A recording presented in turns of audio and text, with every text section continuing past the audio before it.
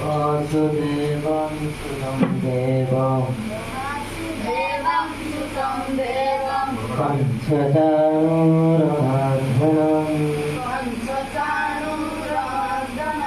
देवकी परमानन्दं कृष्ण वन्दे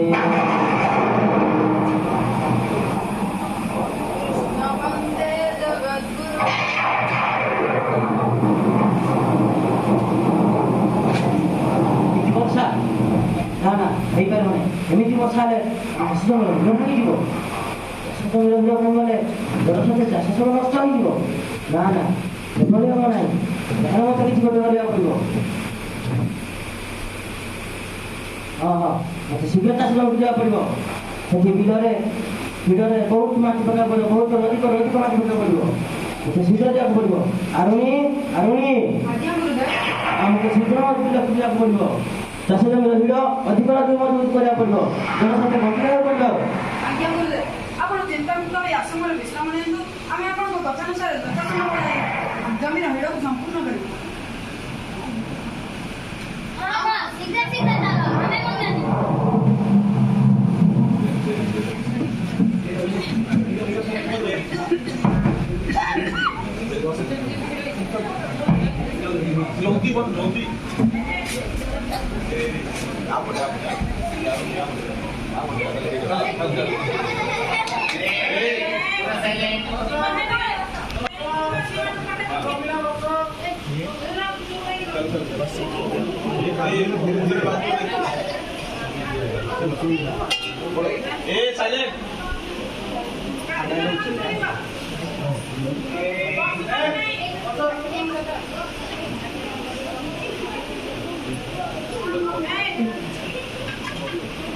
ओहो हेगला एथर हिडरे आ पानी पसी पारिबो नाही चलो एथर आमे आश्रम को फेरी दिबा घर मध्य सरी गला चलो आश्रम को फेरी दिबा नहले एपरी वर्षा रे भिजिले देह असुस्थ होई जिवो चलो समस्त आश्रम को फेरी दिबा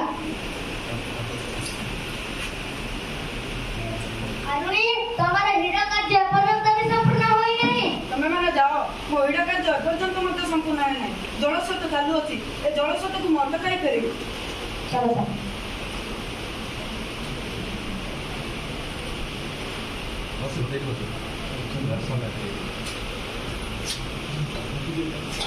अरे एते माटी पकाई सारिबा पर मत बुड़ा को मत काई पाली नहीं जलस्रोत एबे मत चालुची मते या पई किछि उपाय करबा को हेबो ना मो गुरुदेव को कथा कोन पाड़ी पारिबि नहीं एमितरे बहुत वर्षा होची ए वर्षा रे भिजिले मध्य असुस्थ हो जिवो ना मो या पई गोटे उपाय खोजिबा पड़िबो हाँ मो देह अपेक्षा हिड़र कार्य संपूर्ण तेणु मुझे हिड़े हिड़ ही सही पड़ी सही पड़ा द्वारा जलस्रोत को मत कही पारि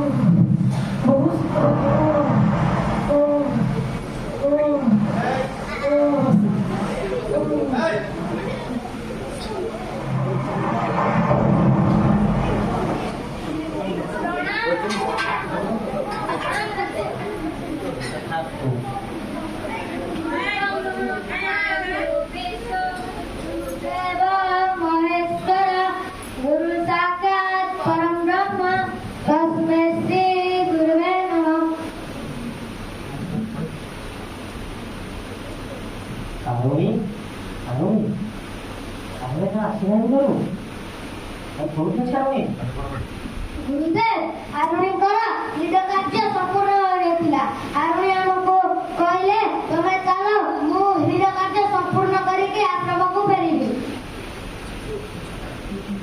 हां गुरुदेव से कहले तमे जाओ हिड कार्य संपूर्ण करिक ना देबी किंतु से पर्यंत आसिले ना ए आसिना पर्यंत मो आसिला दिन गाड़ी पिशाचिनी से माटी गणी आप शीघ्र खोजिବାକୁ ପଡ଼ିବ ଚାଲ ଶୀଘ୍ର ଯା।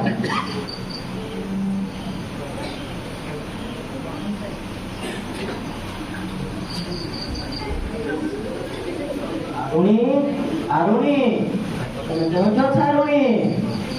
ଆରୁଣୀ ଆରୁଣୀ ତମେ କେଉଁଠି ଅଛ ଆରୁଣୀ?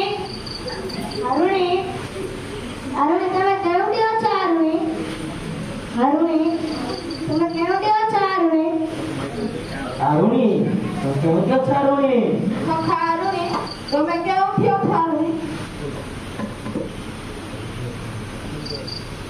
ତମେ ଆମକୁ ଯିବାକୁ କହି ଏ ବର୍ଷାର ବସନ୍ତରେ ନିଜେ ହିଡ଼ ହୋଇ ଶୋଇପଡ଼ିଛ। ଆରୁଣୀ ଆରୁଣୀ ଆରୁଣୀ ଆରୁଣୀ ଗୁରୁଦେବ ଆରୁଣୀ ବୋଧେ ଅଚେତ ହୋଇଯାଇଛି। ଆହା ଆରୁଣୀକୁ ବୋଧେ ସନ୍ନିପାତ ହୋଇଯାଇଛି। କଣ କହିଲ? ଆରୁଣୀ କି ଶନିପାତ ହେଇଯାଉଛି? ଆରେ ତମେ ସତ କହୁଛ? ହଁ ଗୁରୁଦେବ ଆରୁଣୀକୁ ସନ୍ନିପାତ ହୋଇଯାଇଛି। ଆରୁଣୀ ତମକୁ ଶନିପାତ ହେଇଯାଇଛି? ଧନ୍ୟ ତୁମେ ଆରୁଣୀ, ଧନ୍ୟ ତୁମେ, ଧନ୍ୟ ତୁମେ ଆରୁଣୀ, ଧନ୍ୟ ତୁମେ। ଗୁରୁଙ୍କ କଥା ଆଦେଶ କରିବାକୁ ଯାଇ ତୁମେ ନିଜ ଜୀବନକୁ ବାଜି ଲଗାଇଛ। ଧନ୍ୟ ତୁମେ ଆରୁଣୀ, ଧନ୍ୟ ତୁମେ, ଏବଂ ଧନ୍ୟ ତମର ସେ ପିତା ମାତା ଯେ ତମ ପରି ଶିଶୁକୁ ଜନ୍ମ ଲାଭ କରିଛନ୍ତି। ଯେବେ ଯେବେ ଧନ୍ୟ ତମର ସେ ପିତା ମାତା ଯେ ତମ ପରି ଶିଶୁକୁ ଜନ୍ମ ଲାଭ କରିଛନ୍ତି। ଯେବେ ଯେବେ ଧରା ପୃଷ୍ଠରେ ଗୁରୁ ଶିଷ୍ୟଙ୍କ କଥା ପଡ଼ିବ, ଏ ଜଗତବାସୀ ଏ ଲୋକମାନେ ପ୍ରଥମେ ଆରୁଣୀର ନାଁ ଗାଇବେ। ଆଜିଠାରୁ